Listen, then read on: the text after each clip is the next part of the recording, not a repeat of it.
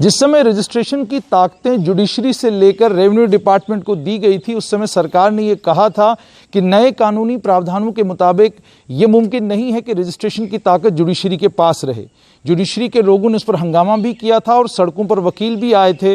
वकीलों ने डिमांड की थी कि रजिस्ट्रेशन की ताकतें जुडिशरी से छीनकर रेवेन्यू डिपार्टमेंट को ना दी जाएं, और अगर ऐसा करना भी है, जब तक रजिस्ट्रेशन का डिपार्टमेंट पूरी तरीके से बन नहीं जाता, उसमें ऑफिसर्स अपॉइंट नहीं हो जाते, तब तक कम से कम रजिस्ट्री जुडिशरी के पास ही रही।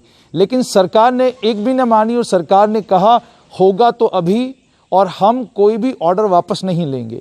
क्या नतीजा निकला है उसका? इस समय में एसडीएम साउथ के दफ्तर के बाहर खड़ा हूं और जुरिस्डिक्शन की तहसील्स हैं जम्मू साउथ, बहू, मंडाल, अरनिया और बिश्ना।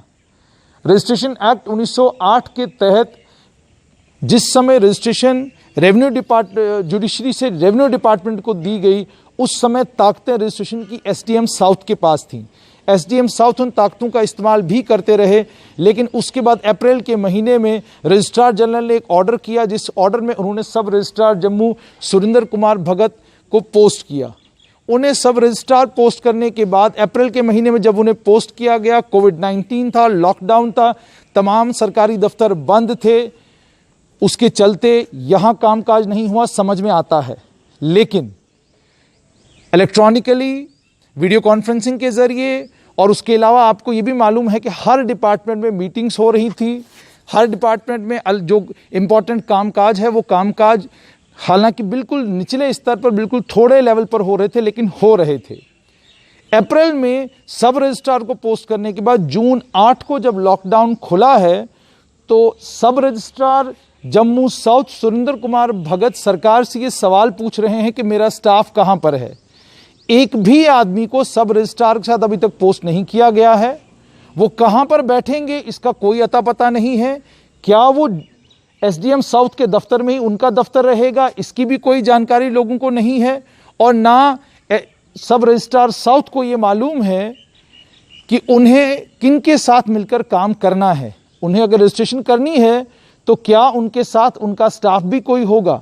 इस समय की स्थिति ये है कि एसडीएम साउथ जिस समय वो रजिस्ट्री कर रहे थे, वो अपने उसी स्टाफ से, जो स्टाफ यहाँ एसडीएम साउथ के साथ काम करता है, उसी स्टाफ से रजिस्ट्रेशन का काम भी ले रहे थे।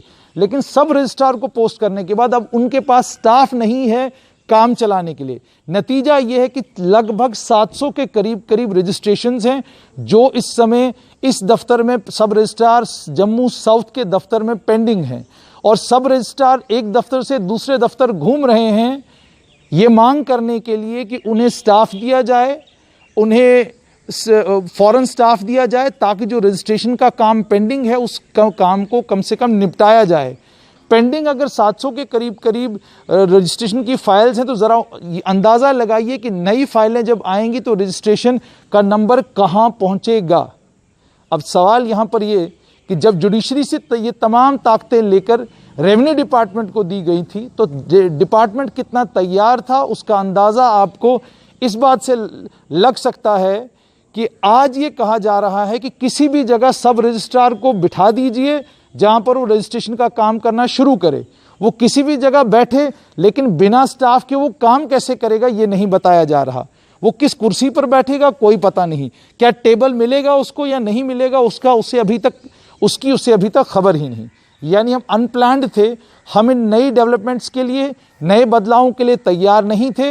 हमने आनंद फानन में जुडिशरी से रजिस्ट्रेशन का काम लेकर रेवेन्यू डिपार्टमेंट को दे दिया, और आज उसका नतीजा ये है कि आम आदमी परेशान है। लॉकडाउन 8 तारीख को खुला है, 700 से ज़्यादा रजिस्ट्रेशन की फाइल्स यहाँ पर पेंडिंग है, मगर सब रजिस्ट्रार साउथ के पास जम्मू साउथ के पास बैठने के लिए दफ्तर नहीं और साथ में काम करने के लिए स्टाफ नहीं।